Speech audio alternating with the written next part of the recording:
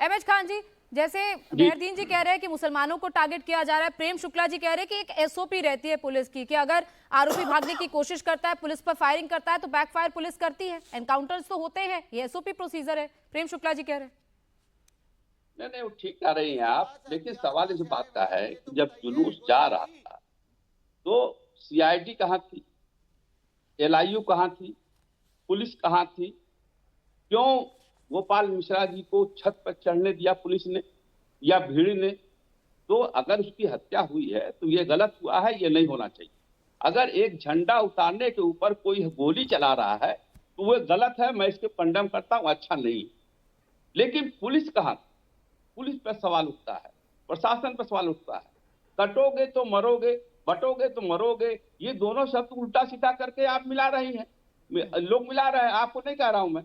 लेकिन सवाल इस बात का है कि जब उसकी अंत्येष्टि हो गई, जब उसकी गोली लग गई, तो ये 150 से 200 घर जलाए गए, क्या उन पर मुकदमे कायम हुए? ये एक क्राइम नहीं है क्या? जो 200 घर जलाए गए, 1.5 किलोमीटर के अंदर घर जलाए गए, उनमें दोषी कोई है कि नहीं है? अस्पताल फूका गया, उसमें कोई दोषी है कि नहीं है?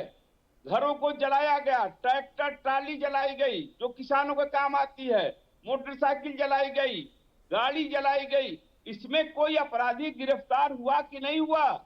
यह होना चाहिए कि नहीं होना चाहिए? ये दुर्घटना बहुत दुर्भाग्यपूर्ण है, इससे बचना चाहिए सबको।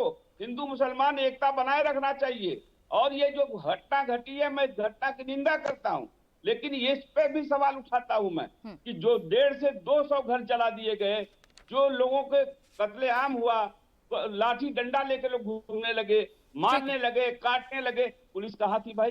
तब पुलिस कहाँ थी? 13 तारीख की घटना है, 14 तारीख को 5000 आदमी डंडा लाठी लेके टहल रहे हैं, पुलिस क्या कर रही थी? ठीक है, प्रेम शुक्ला जी, पुलिस नहीं कुछ कर रही थी और घरों को जला रही थी।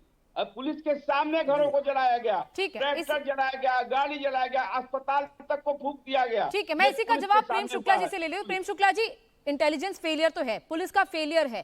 कैसे इतनी बड़ी हिंसा हो जाती है जब पता है कि इस तरीके से जुलूस निकलते हैं, और यूपी में कई बार ऐसा होता है, अगर विसर्जन के दौरान ऐसी यात्रा निकल रही है तब किस तरीके से पुलिस क्या कर रही थी? हाथ पे हाथ बांध के खड़ी थी, क्योंकि कई घंटे तक ये होता रहा। देखिए, मैं ये जानना चाह रहा हूँ कि मस्जिद के सामने से जुलूस निकलना इस देश में संविधान के तहत अलाउड है कि यहाँ इस्लामिक शरीयत लागू हो गई है? और अगर किसी ने झंडा उतार दिया तो उसके खिलाफ पुलिस पर शिकायत की जा सकती है कि नहीं की जा सकती? उसकी हत्या, देखिए बीच में बकवास मत करें, मैं किसी के बीच में बोल नहीं रहा था, एक मिनट रुक जाइए, मैं शांति से सुन रहा था, बकवास मत करें, यहाँ सांप्रदायिकता का जहर न फैलाएं। यहाँ प्रेम शुक्ला जी जरा प्लीज बकवास मत कर। एमएच खान जी, प्रेम शुक्ला जी प्लीज, भाषा की मर्यादा, भाषा की मर्यादा, शांत रहो भाई।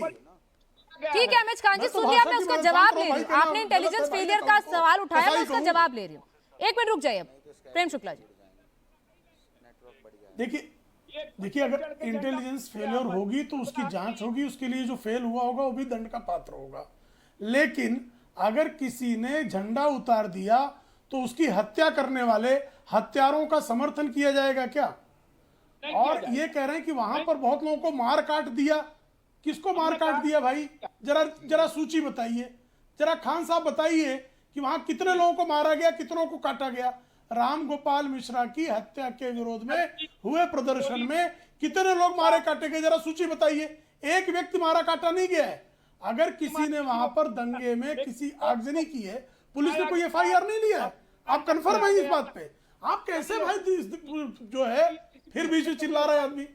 कोनिका जी जरा इनको शांत एमएच खान जी बीच बीच में नहीं, देखिए एक एक करके बोलेंगे तभी आवाज आएगी, वरना आवाज कटेगी, कोई फायदा नहीं है। आपकी आवाज पहुंच ही नहीं रही है, आप बीच बीच में ना बहस हो सकती। काहे चिल्ला रहे बाबू?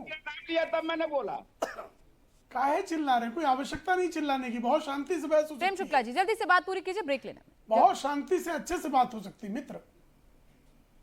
नहीं, उनको शांत करा, मैं तो अपनी बात रख ही रहा हूं। अगर किसी का घर जलाया गया है, किसी की ट्रैक्टर ट्रॉली जलाई गई है, उस पर एफआईआर नहीं हुआ, ऐसा कहना इनका, और उस पर कार्रवाई नहीं हो रही है, ये कन्फर्म है। ये दोनों जो हमारे प्रवक्ता बैठे हुए हैं, जो एक एमआईएम के हैं और एक जो है राजनीतिक विश्लेषक होने के बाद भी सांप्रदायिकता फैलाने का काम इंडिया टीवी पे कर रहे हैं, ये विश्वास पूर्वक बता दें, मैं एफआईआर की प्रतियां भेजूंगा इनको।